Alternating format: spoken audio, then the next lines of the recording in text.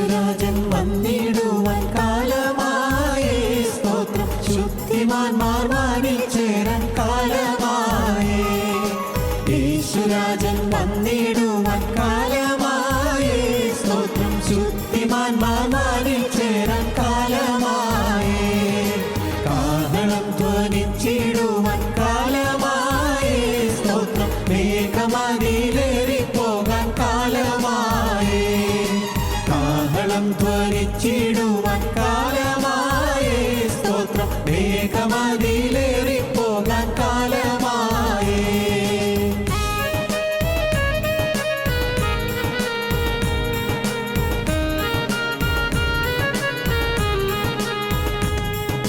കല്ലറകൾ തുറന്നിടാൻ കാലമായേ സ്തോത്രം. തന്റെ ഭക്തരുയർത്തിടാൻ കാലമായേ. കല്ലറകൾ തുറന്നിടാൻ കാലമായേ സ്തോത്രം. തന്റെ ഭക്തരുയർത്തിടാൻ കാലമായേ. എന്റെ യാത്ര തീർന്നിടുവാൻ കാലമായേ സ്തോത്രം. കർത്തനോടു ചേർന്നിടുവാൻ കാലമായേ. എന്റെ യാത്ര തീർന്നിടുവാൻ കാലമായേ സ്തോത്രം. കർത്തനോടു ചേർന്നിടുവാൻ കാലമായേ.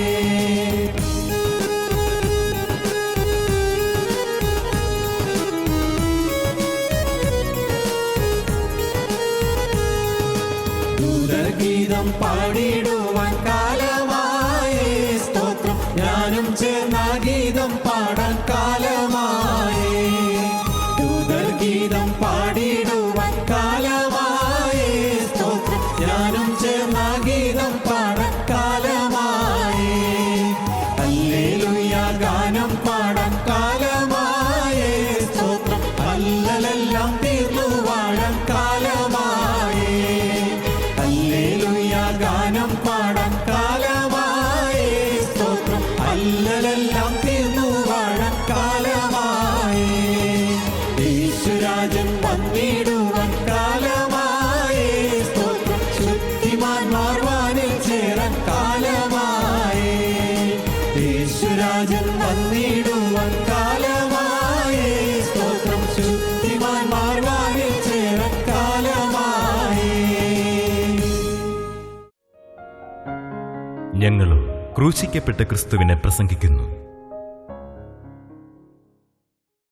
ദൈവ തിരുനാമത്തിൻ്റെ മഹത്വം ഉണ്ടാകട്ടെ. ബഹുമാനപ്പെട്ട അച്ഛന്മാർക്കും അനുഗ്രഹീതരായ ദൈവജനത്തിൻ്റെ കർത്തനാമത്തിൽ എൻ്റെ വിനീതമായ വന്ദനം. ദൈവത്തിന് സ്തോത്രം. നമുക്ക് വായിക്കാം 107 സങ്കീർത്തനം 28, 29, 30 വാക്യങ്ങൾ വായിക്കാം. അവർ തങ്ങളുടെ കഷ്ടതയിൽ യഹോവയോട് നിലവിളിച്ചു. അവൻ അവരെ അവരുടെ ഞെരുക്കങ്ങളിൽ നിന്ന് വിടുവിച്ചു. അവൻ കൊടുങ്കാറ്റിനെ ശാന്തമാക്കി. തിരമാലകൾ അടങ്ങി. ശാന്തത വന്നതുകൊണ്ട് അവർ സന്തോഷിച്ചു. അവർ ആഗ്രഹിച്ച തുറമുഖത്ത് അവൻ അവരെ എത്തിച്ചു. ദൈവത്തിന് സ്തോത്രം. കൊടുങ്കാറ്റുകൾ, അതാണ് നമ്മുടെ ചിന്താ വിഷയം. നാം ചിലതെല്ലാം ഇതിനകം ചിന്തിച്ചു കഴിഞ്ഞല്ലോ. കൊടുങ്കാറ്റുകൾ. അവൻ കൊടുങ്കാറ്റിനെ ശാന്തമാക്കി. തിരമാലകൾ അടങ്ങി. ശാന്തത വന്നതുകൊണ്ട് അവർ സന്തോഷിച്ചു. അവർ ആഗ്രഹിച്ച തുറമുഖത്ത് അവനവരെ എത്തിച്ചു. ആഗ്രഹിച്ച തുറമുഖത്ത് അവനവരെ എത്തിച്ചു. കൊടുങ്കാറ്റ് വന്നപ്പോൾ അങ്ങ് എത്തുകയില്ലെന്ന് വിചാരിച്ചത്. തുറമുഖത്തേക്ക് എത്താൻ സാധ്യമല്ലെന്നാണ് വിചാരിച്ചത്. ആഗ്രഹിച്ച് പുറപ്പെട്ടതാണ്, പക്ഷേ എത്തുകയില്ലെന്ന് മനസ്സിലായി. കാരണം കൊടുങ്കാറ്റ് വല്ലാതെ ആഞ്ഞടിക്കുകയായിരുന്നു. കൊടുങ്കാറ്റ്, ചുഴലിക്കാറ്റ്. ഇംഗ്ലീഷ് ബൈബിളിലെ ടൈഫൂൺ എന്നാണ് പറയുന്നത്. ടൈഫൂൺ, വെറും ടെമ്പസ്റ്റ് അല്ല, ടൈഫൂൺ. വലിയൊരു ഭീകരമായ കൊടുങ്കാറ്റ്. കൊടുങ്കാറ്റിനെ ദൈവം ശാന്തമാക്കി. ശാന്തത വന്നുകൊണ്ട് അവർ സന്തോഷിച്ചു.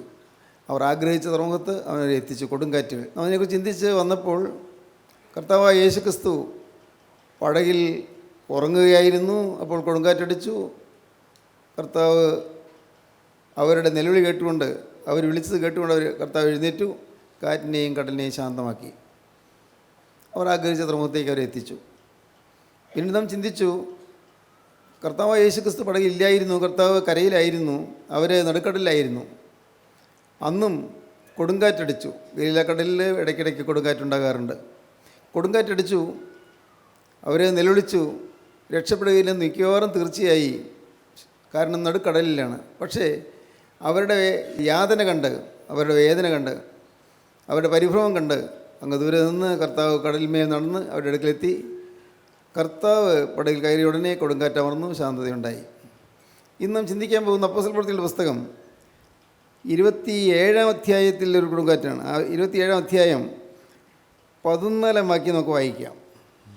കുറെ കഴിഞ്ഞിട്ട് അതിന് വിരോധമായി ഈശാനമൂലൻ എന്ന കൊടുങ്കാറ്റ് അടിച്ചു. ഈശാനമൂലൻ എന്ന കൊടുങ്കാറ്റടിച്ചു.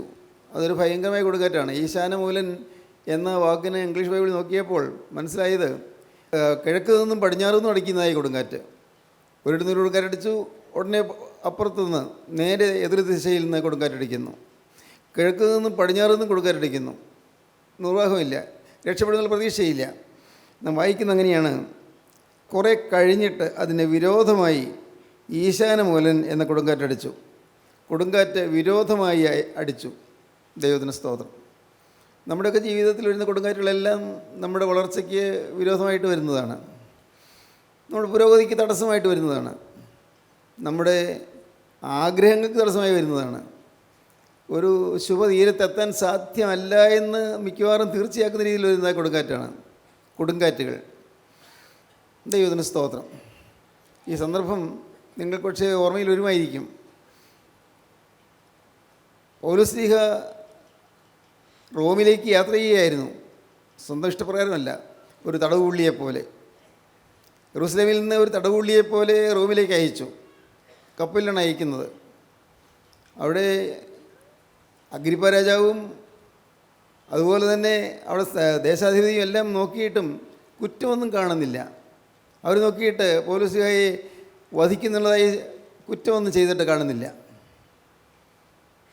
പക്ഷേ യഹൂദന്മാർക്ക് നിർബന്ധം പൗലോസിനെ വധിക്കണമെന്ന്. അവരുടെ നിർബന്ധത്തിന് വഴങ്ങി അവർ എന്തു വേണ്ടെന്നറിയാതെ അമ്പരപ്പിലായപ്പോൾ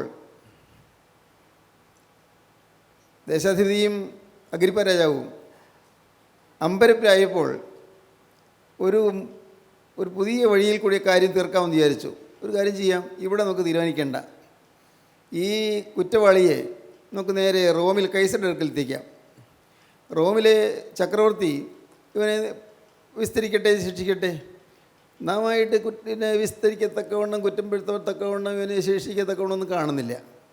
ഒരു കാര്യം ചെയ്യാം, ഇവൻ റോമിലേക്ക് അയക്കാം എന്ന് തീരുമാനിച്ചു. കപ്പൽ മാർഗം ഒരു കൂട്ടം വേറെയും തടവുകാരുണ്ടായിരുന്നു. 275 തടവുകാർ വേറെയും ഉണ്ടായിരുന്നു. 275 തടവുകാർ. 276-ാമത്തെ ആളാണ് അപ്പോസ്തലനായ പൗലോസ്.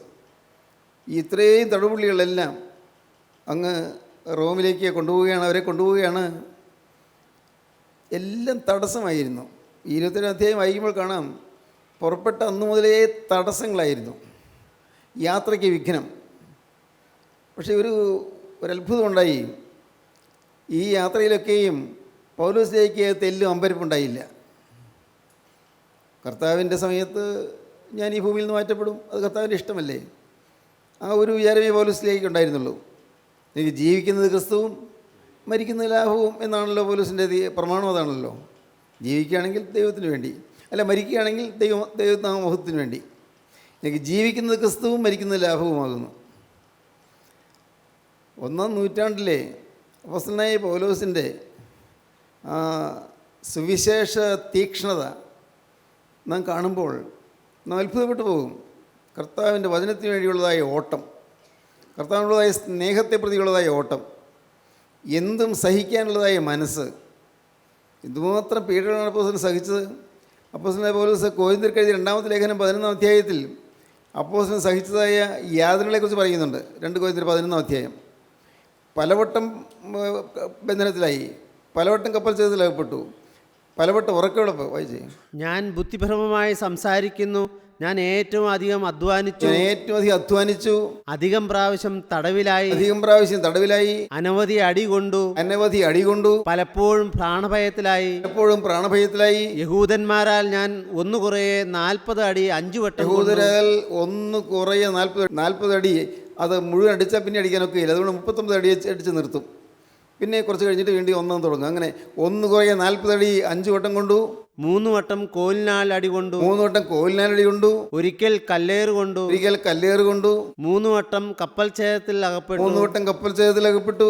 ഒരു രാപ്പകൽ വെള്ളത്തിൽ കഴിച്ചു. രാവും പകലും വെള്ളത്തിൽ കഴിച്ചു. ഞാൻ പലപ്പോഴും യാത്ര ചെയ്തു. പലപ്പോഴും യാത്ര ചെയ്തു. നദികളിലെ ആപത്ത്, നദികളിലെ ആപത്ത്, കള്ളന്മാരാലുള്ള ആപത്ത്, ആപത്ത്, സ്വജനത്താലുള്ള ആപത്ത്, ജനത്താലുള്ള ആപത്ത്, ജാതികളാലുള്ള ആപത്ത്, നദികളാലുള്ള ആപത്ത്, പട്ടണത്തിലെ ആപത്ത്, ആപത്ത്, കാട്ടിലെ ആപത്ത്, ആപത്ത്, കടലിലെ ആപത്ത്, ആപത്ത്, കള്ള സഹോദരന്മാരാലുള്ള ആപത്ത്, കൂട്ടായ്മയിലുള്ളവര് കള്ള സഹോദരന്മാരാലുള്ള ആപത്ത്, അധ്വാനം, പ്രയാസം, പലവട്ടം ഉറക്കിളപ്പ്, പൈതാഹം, വിശപ്പും ദാഹവും, പൈതാഹം, പലവട്ടം പട്ടിണി, ശീതം, നഗ്നത എന്നീ അസാധാരണ സംഗതികൾ ഭവിച്ചത് കൂടാതെ എനിക്ക് ദിവസേന സർവ്വസഭകളെയും കുറിച്ചുള്ള ചിന്താഭാരം എന്ന തിരക്കും ഉണ്ട്. ഇതെല്ലാം സഹിച്ചു.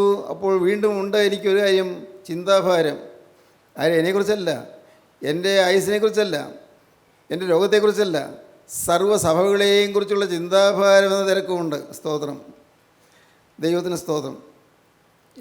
ആദ്യകാലത്തൊക്കെ ഞാനിത് ഭാഗം വായിക്കുമ്പോൾ ഞാൻ ഇങ്ങനെ ചിന്തിക്കും, ഇപ്പോൾ കർത്താവ് എന്താ സഹായിക്കാഞ്ഞത്? ഈ ഇത്രയേറെ അടികൊള്ളപ്പോൾ 40 അടി തയ്യുന്നതിന് മുമ്പ് 39 അടി അടിച്ച് നിർത്തി പിന്നെയും തുടങ്ങുന്നു. ഇങ്ങനെ അടികൊണ്ട് അവസാനമായപ്പോൾ ഇത് കർത്താവ് അവരെ തടുക്കാഞ്ഞത് എന്താണ്? ഞാൻ എൻ്റെ ഈ വേദപുസ്തകമൊക്കെ വായിച്ചു തുടങ്ങുന്ന ആ കാലങ്ങളിൽ ഞാൻ ചിലപ്പോൾ അമ്പരം തിരിഞ്ഞു പോയിട്ടുണ്ട്. എന്തുകൊണ്ടാണത് കർത്താവ് നോക്കാത്തത്? കാരണം ഒന്നത്തെ എൻ്റെ ധാരണ, നമുക്ക് ആപത്ത് വരാതെ കർത്താവ് കാക്കും, നമുക്ക് ദോഷവും കൊഴുതിയും വരാതെ കർത്താവ് കാക്കും, നഷ്ടം വരാതെ കർത്താവ് കാക്കും, നമുക്ക് രോഗം വരാതെ കർത്താവ് കാക്കും. അതൊക്കെയല്ലേ മനുഷ്യന് വേണ്ടത്. അപ്പോൾ ദൈവത്തോട് പ്രാർത്ഥിച്ചാൽ പ്രശ്നങ്ങളുണ്ടാവില്ല, ദൈവക്ഷതയ്ക്ക് വന്നാൽ പ്രശ്നങ്ങളൊന്നും ഉണ്ടാവില്ല എന്നായിരുന്നു എൻ്റെ ധാരണ. ഇന്നും അനേകർക്ക് ധാരണയുണ്ട്, ദൈവക്ഷതയ്ക്ക് വന്ന ദൈവമക്കൾക്ക് പ്രശ്നമൊന്നും ഉണ്ടാവില്ല, ദൈവക്ഷതയ്ക്ക് വരുന്നവർക്ക് രോഗം ഉണ്ടാവില്ല, അവർക്ക് ജോലി കിട്ടും, അവർക്ക് നല്ല വിദ്യാഭ്യാസം കിട്ടും, നല്ല ബുദ്ധി കിട്ടും, നല്ല വിവാഹം കിട്ടും, നല്ല മക്കളെ കിട്ടും, ഇങ്ങനെ നല്ല നല്ല കാര്യങ്ങൾ. അത് വാസ്തവത്തിൽ ആ ചിന്താഗതി പ്രോസ്പെരിറ്റി ഗോസ്പൽ എന്ന് പറയും. പ്രോസ്പെരിറ്റി ഗോസ്പൽ, അഭിവൃദ്ധിയുടെ സുവിശേഷം. പ്രോസ്പെരിറ്റി ഗോസ്പൽ എന്ന് പറയുന്നത് വാസ്തവത്തിൽ അത് ഇറ്റ്സ് അഗൻസ്റ്റ് ദ ഗോസ്പൽ, അത് സുവിശേഷത്തിനെതിരാണ്.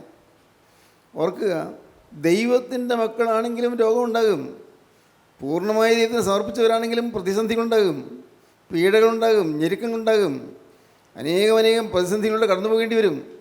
അത് വാസ്തവത്തിൽ ഇന്ന് സുവിശേഷ ലോകത്ത് അജ്ഞാതമാണ്, അറിവില്ല എന്ന് എനിക്ക് തോന്നുന്നു. ഇന്ന് സുവിശേഷ ലോകം, സുവിശേഷത്തെക്കുറിച്ച് അറിയുന്ന പല ആളുകളും എല്ലാ കാര്യങ്ങളും നന്നായി നടക്കാൻ ദൈവം വേണം. കാര്യം ശരിയാണ്. ഇല്ല, ഏതെങ്കിലും ആപത്ത് വന്നാൽ പിന്നെ ദൈവം എവിടെ പോയി എന്ന് ചിന്തിക്കുന്ന ആളുകളുണ്ട്. ദൈവം എവിടെ പോയി എന്ന്. ദൈവത്തിന് സ്തോത്രം. പ്രിയപ്പെട്ടവരെ, നമ്മുടെ ജീവിതത്തിൽ നാം നിർമ്മല സുവിശേഷം എന്താണെന്ന് നാം ഗ്രഹിക്കണം. ആപത്തുകളും രോഗങ്ങളും അത്യാഹിതങ്ങളും അപകടങ്ങളും എതിർപ്പുകളും പോരാട്ടങ്ങളും അറ്റാക്സ് ആക്രമണങ്ങളും ക്യാരക്ടർ അസസിനേഷൻസ്, തേജോവധങ്ങളും പരിഹാസങ്ങളും ആക്ഷേപങ്ങളും എന്നുകൊണ്ട് എല്ലാ അനേകം പ്രശ്നങ്ങൾ ഒരു വിശ്വാസി നേരിടേണ്ടി വരും. പരദേശി മോക്ഷയാത്ര എന്ന പുസ്തകം നിങ്ങൾ വായിക്കുകയാണെങ്കിൽ അതിൽ ക്രിസ്ത്യാനി എന്ന കഥാപാത്രം അനുഭവിക്കുന്ന യാതനകളെക്കുറിച്ച് കാണാം. പിന്നീട് ക്രിസ്ത്യൻ എന്ന കഥാപാത്രവും അത് തന്നെ അനുഭവിക്കുന്നുണ്ട്. അതൊരു കഥയാണ്, പക്ഷെ മനോഹരമായ കഥയാണ്. യാതനകൾ നിറഞ്ഞാണ് ക്രിസ്തീയ ജീവിതം. ഒരിക്കലും യാതന മാറാൻ നാം പ്രാർത്ഥിക്കരുത്. ക്ഷമിക്കണം, നിങ്ങൾ തെറ്റിപ്പോകരുത്. ദുരിതങ്ങൾ മാറാൻ പ്രാർത്ഥിക്കരുത്, രോഗം മാറാനും പ്രാർത്ഥിക്കരുത്. എന്ന് പറഞ്ഞാൽ ശരിയായ സെൻസിൽ നിങ്ങൾ മനസ്സിലാക്കണം. നിങ്ങൾ പ്രാർത്ഥിക്കേണ്ട, കർത്താവേ, ഇതിൻ്റെ മധ്യത്തിൽ എനിക്കിതിൻ്റെ കൃപ വേണം. രോഗത്തിൽ ഞാൻ വേദനയിട്ട് പിടയുമ്പോഴും നാഥ, അതിൻ്റെ കൃപ എനിക്ക് വേണം. യേശു എൻ്റെ നിന്ന് മാറിപ്പോകരുത്. എൻ്റെ ഹൃദയത്തിലേക്ക് കരുണയോടെ ഇറങ്ങി വന്ന് എൻ്റെ യേശു എൻ്റെ നിന്ന് മാറിപ്പോകരുത്. എൻ്റെ ജീവിതത്തിലേക്ക് മനസ്സിലോടെ ഇറങ്ങി വന്ന് യേശു എന്നിൽ നിന്ന് മാറിപ്പോകരുത്. യേശുവിൻ്റെ സാന്നിധ്യം എനിക്ക് എപ്പോഴും വേണം. എൻ്റെ ജീവിതത്തിലെ പകലും രാവും യേശുവിൻ്റെ സാന്നിധ്യം വേണം എപ്പോഴും. ദൈവത്തിന് സ്തോത്രം. എപ്പോഴും കൂടെ നിങ്ങൾ വിശ്വാസികളാണെങ്കിൽ കൂടെ നിങ്ങൾ ആരെങ്കിലുമൊക്കെ കൂടെ ഉണ്ടെങ്കിൽ ഇരുന്നുകൊള്ളട്ടെ, ആരെങ്കിലും വർത്തമാനം പറയാൻ ആരെങ്കിലും ഇരുന്നോട്ടെ, കുഴപ്പമില്ല. അല്ല, നിങ്ങൾ യാത്ര ചെയ്യാകട്ടെ. ഇടയ്ക്കിടയ്ക്ക് നിങ്ങൾ കർത്താവിൻ്റെ സാന്നിധ്യമുണ്ടോ എനിക്കിപ്പോൾ? ഇടയ്ക്കൊന്ന് ചിന്തിക്കണം, കർത്താവ് എൻ്റെ കൂടെ ഉണ്ടോ? സ്തോത്രം. ഇടയ്ക്കിടയ്ക്ക് നിങ്ങൾ ചിന്തിക്കണം, യേശു എൻ്റെ കൂടെ ഉണ്ടോ? അതെന്തങ്ങനെ ചിന്തിക്കുന്നത്? കാരണം നമ്മുടെ ഏകാഗ്രതയും നിർമ്മലതയും നഷ്ടപ്പെടുത്താൻ പിശാച് ഇങ്ങനെ പരിശ്രമിച്ചുകൊണ്ടിരിക്കുകയാണ്. ഏകാഗ്രത നഷ്ടപ്പെടുത്തും, നിർമ്മലത നഷ്ടപ്പെടുത്തും, ഹൃദയം വഷളാക്കി കളയാൻ പിശാച് പരിശ്രമിക്കും. അതാണ് 2 കൊരിന്ത്യർ 11:2 കാണുന്നത്. ക്രിസ്തുവിനുള്ളതായ ഏകാഗ്രതയും നിർമ്മലതയും വിട്ട് വഷളായി പോകാൻ സാധ്യതയുണ്ട് എന്നാണ് പറയുന്നു. ഞാൻ ക്രിസ്തുവിൻ്റെ എരിവോടെ എരിയുന്നു, ഞാൻ നിങ്ങളെക്കുറിച്ച് എരിയുന്നു, ഞാൻ വിഷമിക്കുന്നു. സർപ്പം ഹവ്വായി ഉപായത്താൽ ചതിച്ചതുപോലെ നിങ്ങളുടെ മനസ്സ് ക്രിസ്തുവിനുള്ള ഏകാഗ്രതയും നിർമ്മലതയും വിട്ട് വഷളായി പോകരുത്. വായിച്ചേ. ഞാൻ നിങ്ങളെക്കുറിച്ച് ദൈവത്തിൻ്റെ എരിവോടെ എരിയുന്നു. എരിവോടെ സംസാരിക്കുകയാണ്. ദൈവത്തിൻ്റെ എരിവാണ് എൻ്റെ ഉള്ളിൽ കത്തിക്കൊണ്ടിരിക്കുന്നത്. ഞാൻ ക്രിസ്തു എന്ന ഏക പുരുഷന് നിങ്ങളെ നിർമ്മല കന്യയായി ഏൽപ്പിപ്പാൻ വിവാഹ നിശ്ചയം ചെയ്തിരിക്കുന്നു. എന്നാൽ സർപ്പം ഹവ്വായെ ഉപായത്താൽ ചതിച്ചതുപോലെ നിങ്ങളുടെ മനസ്സ് ക്രിസ്തുവിനോടുള്ള ഏകാഗ്രതയും നിർമ്മലതയും വിട്ട് വഷളായി പോകുമോ എന്ന് ഞാൻ ഭയപ്പെടുന്നു. എന്ന് ഞാൻ ഭയപ്പെടുന്നു. അപ്പോസ്തലന് പേടിയാണ്. കൊരിന്ത്യയിലെ ദൈവമക്കൾ അവർ ഏകാഗ്രത നഷ്ടപ്പെട്ടു പോകുമോ? അവർക്ക് ക്രിസ്തുവിനുള്ളതായ ഏകാഗ്രതയും നൈർമല്യവും നഷ്ടപ്പെട്ടു പോകുമോ? അപ്പോസ്തലൻ്റെ ഹൃദയം ഭാരത്തോടെ ചിന്തിക്കുകയാണ്, ഞാൻ എരിയുന്നു. സ്തോത്രം. അതുകൊണ്ട് നാം എപ്പോഴും ഏത് പ്രതിസന്ധി വന്നാലും പ്രിയപ്പെട്ടവരെ, നിങ്ങൾ വിശ്വാസികൾ വാസ്തവം ചെയ്യേണ്ടത്, കർത്താവേ എനിക്ക് നിൻ്റെ സാന്നിധ്യം തരണം, വഹിക്കാനുള്ള കൃപ തരണം, സഹിപ്പാനുള്ള കൃപ തരണം, ഇതിനെ അഭിമുഖീകരിക്കാനുള്ള കൃപ തരണം. സ്തോത്രം. ഈ മാരകമായ രോഗത്തെ അതിജീവിക്കാനുള്ള കൃപ തരണം. രോഗസൗഖ്യത്തിന് വേണ്ടി പ്രാർത്ഥിക്കേണ്ടെന്ന് ഞാൻ പറഞ്ഞത് നിങ്ങൾ തെറ്റായ രീതിയിൽ ധരിക്കരുത്. പ്രാർത്ഥിക്കാം, ദൈവത്തിന് സ്തോത്രം. പ്രാർത്ഥിച്ചാൽ ദൈവ രോഗസൗഖ്യം തന്നെന്ന് വരാം. തീർച്ചയായിട്ടും കിട്ടുന്നുണ്ടല്ലോ, അനേകം പേർക്ക് കിട്ടുന്നുണ്ടല്ലോ. കാരണം ഈ ദൈവത്തിൻ്റെ കൃപ വരുമ്പോൾ സൗഖ്യം കിട്ടും, സംശയമൊന്നുമില്ല. സൗഖ്യം കിട്ടും. സൗഖ്യം ആവശ്യമാണെങ്കിൽ തരട്ടെ, അത് കർത്താവിൻ്റെ കാര്യമാണ്. എനിക്ക് സൗഖ്യം വേണമോ എന്നുള്ളത് കർത്താവ് തീരുമാനിക്കണം. എനിക്ക് എന്താണ് വേണ്ടതെന്ന് സ്വർഗത്തിലെ ദൈവം തീരുമാനിക്കണം. അതൊരു ഡീപ്പസ്റ്റ് സറണ്ടറാണ്. വെച്ചാൽ ആഴത്തിലൊരു സമർപ്പണമാണ്. വെച്ചാൽ രോഗം മാറണമെന്ന് പ്രാർത്ഥിക്കേണ്ട എന്നല്ല ഞാൻ പറഞ്ഞത്, പക്ഷേ ഉണ്ട് ആഴത്തിലുള്ള സമർപ്പണത്തിലേക്ക് വരുമ്പോൾ, കർത്താവേ എനിക്ക് മറ്റൊന്നും വേണ്ട, നിൻ്റെ കൃപ മതി. രോഗത്തിൽ പിടഞ്ഞുകൊണ്ടിരുന്നാലും വേദനയിൽ വലഞ്ഞുകൊണ്ടിരുന്നാലും നാഥ എനിക്ക് നിൻ്റെ കൃപ മതി, നിൻ്റെ സാന്നിധ്യം മതി. സാന്നിധ്യം, ദൈവ സാന്നിധ്യം. സ്തോത്രം. നിങ്ങൾക്ക് അത് അനുഭവമാകണമെന്ന് ഞാൻ ആശിക്കുന്നു. ദൈവ സാന്നിധ്യം യാത്ര ചെയ്യുമ്പോഴും ഉറങ്ങാൻ കിടക്കുമ്പോഴും കുളിക്കുമ്പോഴും സ്തോത്രം, ദൈവത്തിന് സ്തോത്രം.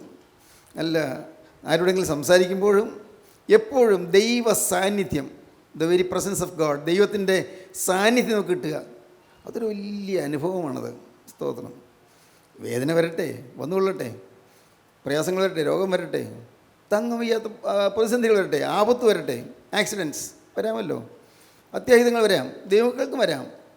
അല്ല വലിയ പെരിയ കടം വരട്ടെ, കടം എന്ത് ചെയ്യും, വീട്ടാൻ മാർഗം കാണുന്നില്ല. അപ്പോഴെല്ലാം നിങ്ങളുടെ മനസ്സ് വിഷമിക്കുന്ന സമയങ്ങളിലെല്ലാം നിങ്ങളൊന്ന് പ്രാർത്ഥിക്കണം, കർത്താവേ എൻ്റെ ഈ പ്രശ്നം നീ അറിയുന്നു, ഇതുമൂലം എൻ്റെ ആത്മാവിന് കേടുവരുത്തരുത്, കേടുവരാതെ നീ നോക്കണം, നിൻ്റെ സാന്നിധ്യം എനിക്ക് തരണം.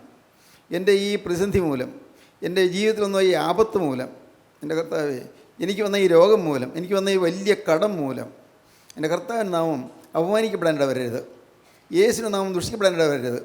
കർത്താവേ എനിക്ക് നിൻ്റെ സാന്നിധ്യം വേണം. ഇന്ന് ഞാൻ കടന്നുപോയാൽ എനിക്ക് എൻ്റെ കർത്താവിൻ്റെ സന്നിധിയിലേക്ക് മോശോഭയോടെ ചെല്ലണം. യേശുവിൻ്റെ പ്രസന്ന മുഖം കണ്ടുകൊണ്ട് ഞാൻ എനിക്ക് അക്കരെ നാട്ടിൽ എനിക്ക് കടന്നു ചെല്ലണം. കർത്താവേ അതിന് നിൻ്റെ കൃപ എനിക്കുണ്ടായിരിക്കണമേ. സ്തോത്രം.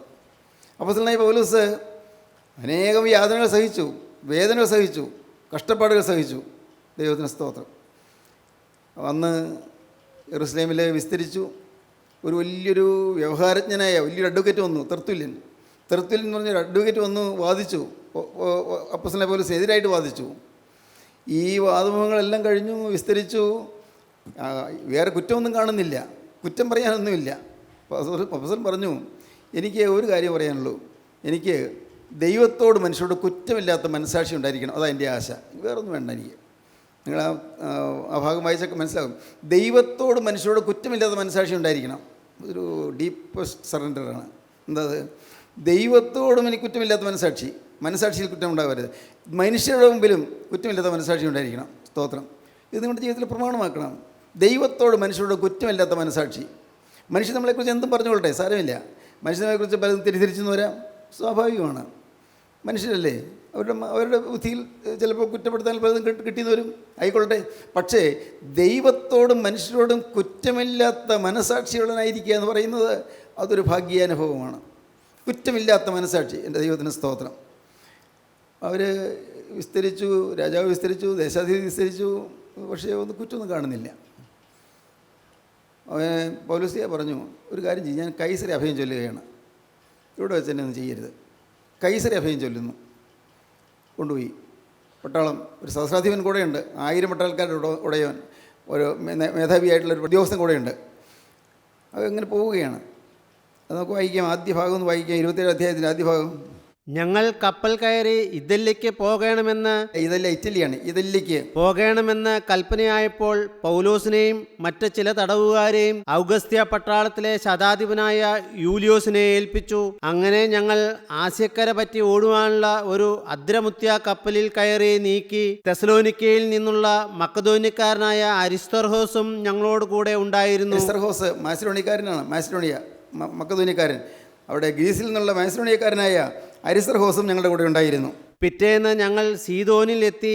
യൂലിയോസ് പൗലോസിനോട് ദയ കാണിച്ചു സ്നേഹിതന്മാരുടെ അടുക്കൽ പോയി സൽക്കാരം കൈക്കൊള്ളുവാൻ അനുവദിച്ചു. ഈ സഹസ്രാധിപൻ നല്ല മനുഷ്യനായിരുന്നു, 1000 പട്ടാൾക്കാർക്ക് മേധാവിയായ മനുഷ്യൻ, നല്ല മനുഷ്യനായിരുന്നു. പൗലോസിനോട് ദയ കാണിച്ചു, കൂട്ടായ്മയിലുള്ളവരെ കാണാനായിട്ട് അനുവദിച്ചു. അവിടെ നിന്ന് ഞങ്ങൾ നീക്കി. കാറ്റ് പ്രതികൂലമാകിയാൽ കുപ്രോസ് ദ്വീപിൻ്റെ മറപറ്റി ഓടി. ഇപ്പോഴേ കാര്യം തുടങ്ങിക്കഴിഞ്ഞു. കാറ്റ് പ്രതികൂലമാകയാൽ, ദൈവത്തിന് സ്തോത്രം. പോകുമ്പോൾ ആ യാത്രയിൽ പ്രതികൂലമായി കാറ്റടിക്കുന്നു. അല്പം ഒന്ന് പറഞ്ഞുകൊള്ളട്ടെ, ദൈവത്തിന് സ്തോത്രം. നിങ്ങളുടെ യാത്രയിൽ പ്രതികൂലമായി കാറ്റടിച്ചെന്ന് വരാം, വലിയ നഷ്ടം വന്നു എന്ന് വരാം, വലിയ കഷ്ടം വന്നെന്ന് വരാം, തീർത്താൽ തീരാത്ത കഷ്ടം വന്നെന്ന് വരാം, മനസ്സ് ചഞ്ചലപ്പെട്ടു പോയി എന്ന് വരാം. കാറ്റ് പ്രതികൂലമാണ്. ഈ യാത്രയിൽ കാറ്റ് പ്രതികൂലമായിട്ടുണ്ട്, മനസ്സിലാക്കുക. അതുകൊണ്ട് ഇന്ന് കുടുംബത്തിലെ ക്ലേശങ്ങളെ ഓർത്ത് എല്ലാം പ്രതികൂലമാണല്ലോ എന്ന് ഓർത്ത് വിഷമിക്കുന്നവർ, നിങ്ങളൊരു കാര്യം മനസ്സിലാക്കൂ, ഇത് നിങ്ങൾക്ക് മാത്രമുള്ളതല്ല, വിശ്വാസികൾക്ക് എല്ലാം ഉള്ളതാണ്, ആർക്കും ഉള്ളതാണ്. എന്തെങ്കിലും ഈ അത്യാഹിതങ്ങളോ അല്ലെങ്കിൽ പ്രയാസങ്ങളോ ഇല്ലാതെ സുഖമായി ആരെങ്കിലും പോകുന്നുണ്ടെങ്കിൽ ഞാൻ വളരെ എളിമയോട് പറയട്ടെ, ഭയപ്പെടണം. ദൈവത്തിന് സ്തോത്രം. പ്രശ്നമൊന്നുമില്ല, സുഖമാണ്, നല്ല സന്തോഷമാണ്, പ്രതിസന്ധി ഒന്നുമില്ല, കൊള്ളാം, ഇപ്പോൾ നല്ല എല്ലാം ഓൾ റൈറ്റ്. അങ്ങനെയുള്ള സമയം വരുമ്പോൾ ഭയപ്പെടണം, പേടിക്കണം. എൻ്റെ കർത്താവേ, നീ എന്നെ കൈവിട്ടു പോകും. ദൈവത്തിന് സ്തോത്രം. പ്രിയപ്പെട്ടവരെ, ആത്മീയ ജീവിതത്തിൽ കഷ്ടതകളുണ്ട്, ആത്മീയ ജീവിതത്തിൽ പ്രതിസന്ധികളുണ്ട്, ആത്മീയ ജീവിതത്തിൽ ഒട്ടേറെ പ്രശ്നങ്ങളെ നേരിടേണ്ടതുണ്ട്. അത് നാം മനസ്സിലാക്കുക. നിങ്ങളെല്ലാം കുടുംബമുള്ളവരില്ലേ, ഓരോരുത്തരും കുടുംബമുണ്ടല്ലോ. നിങ്ങളുടെ കുടുംബത്തിൽ എന്തെല്ലാം പ്രതിസന്ധികളാണ് നിങ്ങൾ നേരിടുന്നത്, എന്തെല്ലാം പ്രയാസങ്ങൾ. ഓരോന്ന് ചിന്തിച്ചാൽ നിങ്ങൾക്ക് തന്നെ സ്വസ്ഥത കിട്ടാത്ത വിധത്തിൽ, ഹൃദയത്തിനൊരു വിശ്രമം കിട്ടാത്ത വിധത്തിൽ, മനസ്സിൽ ആഞ്ഞടിക്കുന്ന തിരമാലകൾ പോലെ ഓരോരോ ചിന്തകളൊന്ന് കയറുന്നു. പല പരീക്ഷണങ്ങളും വരുന്നു, പല പരീക്ഷകളും വരുന്നു, ടെംപ്റ്റേഷൻസ് വരുന്നു. നമുക്ക് പാപം ചെയ്യാനുള്ള ടെംപ്റ്റേഷൻസ്, പരീക്ഷകൾ വരുന്നു, ഇതെല്ലാം വരുന്നു. ഇതിൻ്റെ ഇടയ്ക്ക് ഈ ആപത്തുകളുടെയും ശത്രുവിൻ്റെ പോരാട്ടത്തിൻ്റെയും നടുവിൽ ഇടയ്ക്ക് കൂടി കടന്നു പോകാൻ കർത്താവേ എനിക്കൊരു പഴുതു തരണമേ നിങ്ങൾ പ്രാർത്ഥിക്കണം. വഴിയിൽ മുഴുവൻ മുള്ളാണ്, ശത്രു മുള്ള് വിതറിയിരിക്കുകയാണ്, നിനക്ക് മുമ്പോട്ട് പോകാൻ പറ്റാത്ത വിധത്തിൽ മുള്ള് വിതറിയിരിക്കുന്നു. വഴി മുഴുവൻ മുള്ള്, എല്ലാ കാര്യങ്ങളിലും. വീട്ടിൽ മുള്ള്, ജോലി സ്ഥലത്ത് മുള്ള്, പഠിക്കുന്ന കലാലയത്തിൽ മുള്ള്, എവിടെയും മുള്ളുകൾ ഇങ്ങനെ ഏറ്റു വിഷമിക്കുന്നവരുണ്ട്. മുള്ളുകളേറ്റ് വിഷമിക്കുന്നു. സ്തോത്രം, ദൈവത്തിന് സ്തോത്രം. ഈ മുള്ളുകളേറ്റ് വിഷമിക്കുമ്പോൾ നിങ്ങളൊരു കാര്യം പറയണം, കർത്താവേ എനിക്ക് ഈ മുള്ള് മാറ്റാൻ ഞാൻ എന്നോട് പറയുന്നില്ല, എനിക്ക് അതിൻ്റെ ഇടയിൽ എൻ്റെ ഒരു കാല് വയ്ക്കാനുള്ള പഴുതു തരണം. സ്തോത്രം, ദൈവത്തിന് സ്തോത്രം. ഈ മുള്ളുകളുടെ ഇടയിൽ ഒരു കാൽ വെച്ച് ഒരു പാദം വയ്ക്കാനുള്ളതായ അത്രയ്ക്ക് സ്പേസ് എനിക്ക് തരണം, അത്രയ്ക്ക് സ്ഥലം എനിക്ക് തരണം. സ്തോത്രം. നിങ്ങൾക്ക് മനസ്സിലാകുന്നുണ്ടോ പ്രിയപ്പെട്ടവരെ? മനസ്സിലാകുന്നുണ്ടോ? ഇത് നിങ്ങളുടെ പ്രാർത്ഥനാ വിഷയമാകണം. പ്രശ്നങ്ങൾ എല്ലാവർക്കും ഉണ്ട്. ഒരുപക്ഷെ നിങ്ങളുടെ ഉള്ളു ഉരുകിക്കൊണ്ടിരിക്കുന്നുണ്ടാകും, മനസ്സ് നൊന്തുകൊണ്ടിരിക്കുന്നുണ്ടാകും. എൻ്റെ കാര്യം പോലെ ഒരു പ്രയാസം ആർക്കുമില്ലല്ലോ എന്ന് നിങ്ങൾക്ക് തോന്നുന്നുണ്ടാകും. എൻ്റെ അവസ്ഥ എങ്ങനെയാണല്ലോ എന്ന് തോന്നിയിട്ടുണ്ടാകും. ദൈവത്തിന് സ്തോത്രം. പക്ഷേ ഓർക്കൂ, നിങ്ങൾ ക്രിസ്തുവിൽ ആശ്രയിക്കുന്നുവെങ്കിൽ മുള്ള് മാറ്റി തരികയല്ല, മുള്ളുകളുടെ ഇടയിൽ ഓരോ പാദം ഓരോ ചുവട് വെച്ച് പോകാനുള്ളതായ വഴി അവൻ ഒരുക്കി തരുന്നുകൊണ്ടിരിക്കും. ഒരു സംശയമില്ല. ഇരുട്ടാണ്, രാത്രിയാണ്, ഈ മുള്ളുകളിൽ ഞാൻ എങ്ങനെ പോകും? പേടിക്കണ്ട മോനെ, നീ കാലെടുത്ത് വയ്ക്കൂ, അവിടെ അവൻ വെളിച്ചം തരും. നിൻ്റെ കാല് വയ്ക്കാനുള്ള വെളിച്ചം അവിടെ തരും. അവിടെ നിന്ന് അടുത്ത ചുവട് വയ്ക്കാൻ വെളിച്ചം അവിടെ തരും. ആ സകലം ഇരുട്ടാണ്, ചുറ്റും മുഴുവൻ ഇരുട്ടാണ്. ഇടയ്ക്ക് ദൈവമക്കൾക്ക് ഈ മുള്ളുകളുടെ ഇടയിലെ കാൽ വെച്ച് ചൂട് വെച്ച് മുന്നോട്ട് പോകാനുള്ളതായ അതിനുള്ളതായ സാഹചര്യം കർത്താവ് ഒരുക്കി തരും. ദൈവത്തിന് സ്തോത്രം. കാറ്റ് പ്രതികൂലമാകിയാൽ അവർ വലഞ്ഞുപോയി. കാറ്റ് പ്രതികൂലമാണ്. ഇന്ന് ഇത് കേട്ടുകൊണ്ടിരിക്കുമ്പോൾ നിങ്ങൾ ദയവായി ചിന്തിക്കുക, എൻ്റെ ജീവിതത്തിൽ ഏതെല്ലാം കാറ്റുകളാണ് അടിച്ചുകൊണ്ടിരിക്കുന്നത്, എൻ്റെ കുടുംബത്തിൽ ഏതെല്ലാം കാറ്റുകളാണ് അടിച്ചുകൊണ്ടിരിക്കുന്നത്, പ്രതികൂല കാറ്റുകൾ. ദൈവത്തിന് സ്തോത്രം. ഈ പ്രതികൂല കാറ്റുകളുടെ ഇടയിൽ സമാധാനത്തോടെ പോകാൻ നമുക്ക് സാധിക്കും. സ്തോത്രം. സാധിക്കണം. കാരണം നാം ദൈവത്തിൻ്റെ മക്കളാണ്. ആ കാര്യം നിങ്ങൾക്ക് ഉറയ്ക്കണം കേട്ടോ. ഞാൻ ദൈവത്തിൻ്റെ മകനാണ്, ദൈവത്തിൻ്റെ മകളാണ്. ഈ ജീവിതം ഒരിക്കലായിട്ട് ക്രിസ്തുവിനെ ഏൽപ്പിച്ചതാണ്. ഉറപ്പുണ്ടായിരിക്കണം. എൻ്റെ ഈ ജീവിതം ഒരിക്കലായിട്ട് ക്രിസ്തുവിനെ ഞാൻ പരമേൽപ്പിച്ചതാണ്. സ്തോത്രം. പോരായ്മകളുണ്ടായിരുന്നു, ശരിയാണ്. സമർപ്പണം പൂർണ്ണമല്ലായിരുന്നു, ശരിയാണ്. ശരിയായൊരു സമർപ്പണമൊന്നും വന്നില്ലായിരുന്നു. പക്ഷേ ഒരിക്കൽ ഈ ജീവിതം എനിക്കറിയാവുന്ന വിധത്തിൽ യേശുവിൻ്റെ കാൽക്കൽ വെച്ചതാണ്. എൻ്റെ ദൈവത്തിൻ്റെ സ്തോത്രം. പ്രിയപ്പെട്ടവരെ, അതൊരു മഹാഭാഗ്യമാണ്. ഒരിക്കൽ ഈ ജീവിതം ക്രിസ്തുവിന് കൊടുത്തതാണെന്നുള്ള ഉറപ്പ് നിങ്ങൾക്ക് വേണം. ക്രിസ്തുവിന് കൈമാറിയതാണ് ഈ ജീവിതം. ഈ ജീവിതത്തിൽ വേറെ ആർക്കും അവകാശമില്ലെന്നുള്ള ഉറപ്പ്. യേശുവിന് ഒരിക്കലായിട്ട് പരമേൽപ്പിച്ച് കഴിഞ്ഞു എന്നുള്ള ഉറപ്പ്. ആ ഉറപ്പ് നിങ്ങൾക്കുണ്ടെങ്കിൽ നിങ്ങൾക്ക് ധൈര്യമായി പ്രതിസന്ധികൾ നിങ്ങൾക്ക് നേരിടാം, അഭിമുഖീകരിക്കാം. ദൈവത്തിന് സ്തോത്രം. ഇന്ന് ഇത് കേട്ടുകൊണ്ടിരിക്കുമ്പോൾ തന്നെ നിങ്ങൾക്ക് തീരുമാനിക്കാം, കർത്താവേ, ഞാൻ ഈ ജീവിതം ഇതുവരെയും നിനക്ക് ഞാൻ പൂർണ്ണമായി വിട്ടു തന്നിരുന്നില്ല. എൻ്റെ ചില ഇഷ്ടങ്ങൾക്ക്, എൻ്റെ ചില താല്പര്യങ്ങൾക്ക്, എൻ്റെ ചില സ്വന്തമായ ചില അഭിലാഷങ്ങൾക്ക് ഈ ജീവിതം ഞാൻ വിട്ടു കൊടുത്തിരുന്നു. മുഴുവൻ മാറിയെന്ന് എനിക്ക് തോന്നുന്നില്ല കർത്താവ്. എന്നാലും എൻ്റെ ആഗ്രഹം എന്നോട് പറയുകയാണ്, ഈ ജീവിതത്തിൻ്റെ സമ്പൂർണ്ണ ഉത്തരവാദിത്വം എൻ്റെ രക്ഷകനായ യേശുവിനെ ഞാൻ കൈമാറുകയാണ്. എൻ്റെ ജീവിതത്തിൻ്റെ സമ്പൂർണ്ണ ചുമതല എനിക്ക് വേണ്ടി ജീവൻ വച്ച യേശുവിന് വേണ്ടി ഞാൻ കൈമാറുകയാണ്. എനിക്ക് വേണ്ടി സ്വന്തം ജീവൻ വെടിച്ച യേശുവിന് വേണ്ടി ഞാനിതാ വിട്ടു തരികയാണ്. യേശുവേ, നീ എന്നെ പിടിച്ചുകൊണ്ടാൽ മതി. നിൻ്റെ തൃക്കരങ്ങളിൽ എന്നെ വഹിച്ചാൽ മതി കർത്താവേ, വേറെ ഒന്നും വേണ്ട എനിക്ക്. നിൻ്റെ തൃക്കരങ്ങളിൽ എന്നെ വഹിച്ചാൽ മതി. ഈ പ്രതിസന്ധിയെ എനിക്ക് നേരിടുവാനും ഈ പ്രശ്നത്തെ എനിക്ക് അതിജീവിക്കുവാനുള്ളതായ ഒരു കൃപ തന്നാൽ മതി, മാത്രം മതി, നിൻ്റെ സാന്നിധ്യം തന്നാൽ മതി. നിങ്ങൾ പ്രാർത്ഥിച്ചുകൊണ്ടിരിക്കുക. ദൈവത്തിന് സ്തോത്രം. കാരുണ്യവാനേ, മഹാപരിശുദ്ധനായ ഞങ്ങളുടെ സ്വർഗീയ പിതാവേ, ഈ അത്ഭുത നിമിഷങ്ങൾക്കായി സ്തോത്രം. എൻ്റെ രാജാതിരാജ് ഞങ്ങളുടെ മധ്യത്തിൽ എഴുന്നള്ളി വന്നതിനായി സ്തോത്രം. അറിയിക്കാത്ത അനുഗ്രഹങ്ങൾ തരുന്നതിനായി സ്തോത്രം. ഞങ്ങൾ ഒട്ടും പ്രതീക്ഷിക്കാത്ത വിധത്തിൽ അവിടുന്ന് പ്രവർത്തിക്കുന്നതിനായി സ്തോത്രം. അപ്പോൾ ഈ മക്കളെല്ലാം തൊടണമേ, ഈ മക്കളെല്ലാം അനുഗ്രഹിക്കണമേ, അവരുടെ കുടുംബത്തിൽ മനഃശാന്തി നൽകണമേ, എല്ലാവരെയും അനുഗ്രഹിക്കണമേ, അവിടുത്തെ രണ്ടാമത്തോടിന് വേണ്ടി എല്ലാവരെയും ഒരുക്കണമേ. യേശുവേ, നിരായത്വം പ്രാപിച്ചു വരുമ്പോൾ ഞങ്ങളെ ഓരോരുത്തരെയും നീ ഓർത്തുകൊള്ളണമേ. Hallelujah, hallelujah, hallelujah. യേശുവേ, അനുഗ്രഹിക്കണമേ, ശക്തി പകരണമേ, തീജ്വാല ഓരോരുത്തരെയും മേൽ സ്പർശിക്കണമേ, തീജ്വാല തൊട്ട് ഓരോരുത്തരെ അഭിഷേകം ചെയ്യണമേ, തീയാൽ അഭിഷേകം പകരണമേ, തിരുനാമം മഹത്വപ്പെടുത്തണമേ. യേശു ക്രിസ്തുവിൻ രാജകീയ നാമത്തിൽ പ്രാർത്ഥിക്കുന്ന കേൾക്കണം പിതാവേ. ആമീൻ. ഹല്ലേലൂയ. സ്തോത്രം.